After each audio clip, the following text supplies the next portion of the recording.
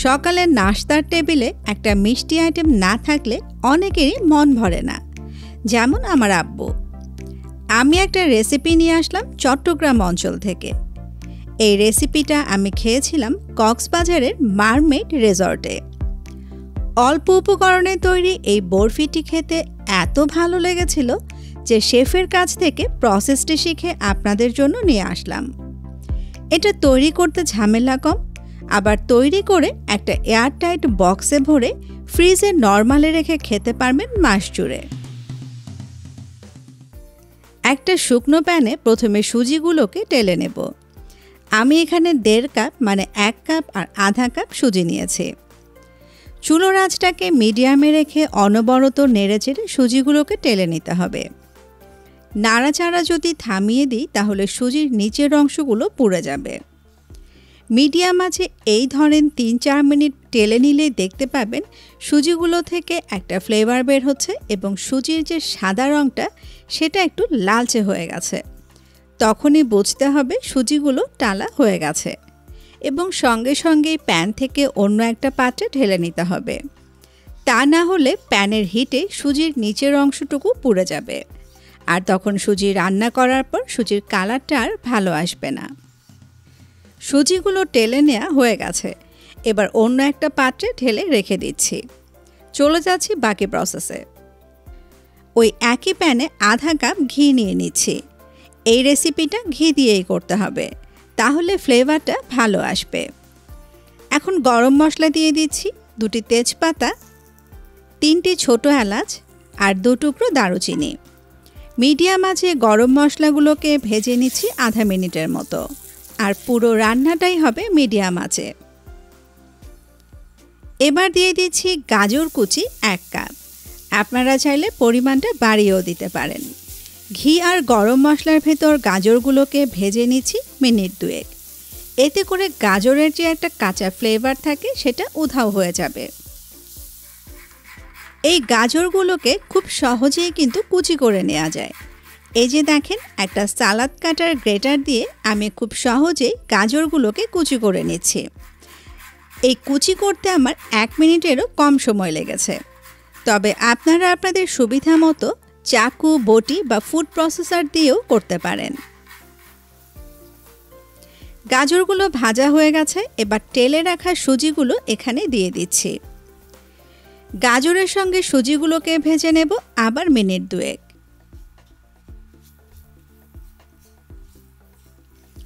খুব ভালো করে মিক্স করতে হবে। দেখতে পাচ্ছেন আমি কিভাবে করছি।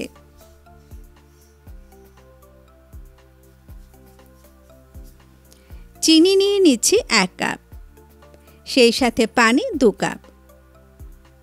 চিনির পরিমাণটা আপনারা আপনাদের টেস্ট অনুযায়ী অ্যাডজাস্ট করে নেবেন। এবার খুব তাড়াতাড়ি পানির সাথে সুজিগুলোকে মিক্স করে নিতে হবে, তা না হলে সুজি দলা ধরে যাবে।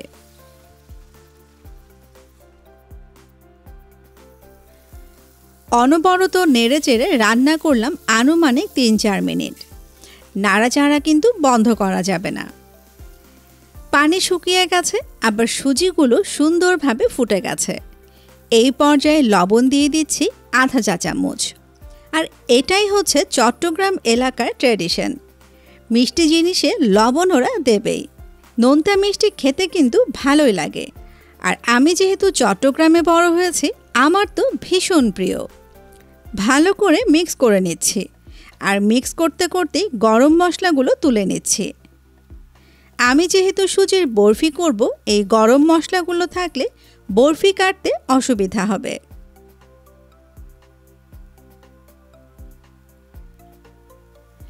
ফ্লেভারের জন্য সবশেষে দিয়ে দিচ্ছি 1 টেবিল চামচ কেওড়ার জল। কেওড়ার জল না থাকলে আপনারা গোলাপ জলও দিতে পারেন। সুজিগুলো দেখেন প্যান থেকে উঠে উঠে আসছে, প্যানের সাথে আর লেগে যাচ্ছে না, তার মানে এটা একদম রেডি।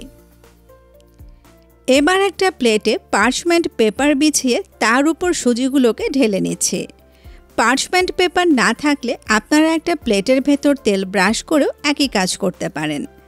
আর এই কাজটা কিন্তু করতে হবে গরম গরম অবস্থায়। আমি হাত দিয়ে একটু শেপ দিয়ে দিচ্ছি, তবে শেপ দেওয়ার আগে হাতে একটু ঘি মাখিয়ে নিয়েছি। বরফিগুলো এতটাই টেস্টি হয় যে এখানে আমি বাদাম, নারিকেল, কিশমিশ কোনো কিছুই দিইনি। তবে আপনারা টেস্ট যদি আরও বাড়াতে চান এগুলো অ্যাড করতে পারেন। শেপ দেয়া হয়ে গেছে। এবার এটাকে ফ্যানের নিচে রেখে ঠান্ডা করে নিচ্ছি। ঠান্ডা হয়ে গেছে। এবার আমি বরফির মতো করে কেটে নিচ্ছি। বরফি করতে হবে এমন কোনো কথা নেই, আপনারা এটা এমনিও সার্ভ করতে পারেন। আর যেহেতু সুজির ভিতর গাজর দিয়েছি, বরফির শেপগুলো কিন্তু ততটা মসৃণ হবে না।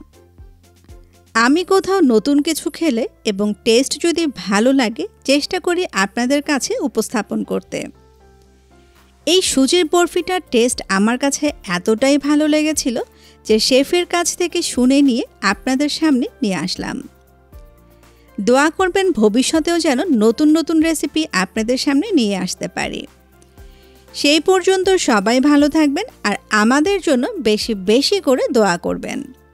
ভিডিওটি দেখার জন্য সবাইকে অসংখ্য অসংখ্য ধন্যবাদ।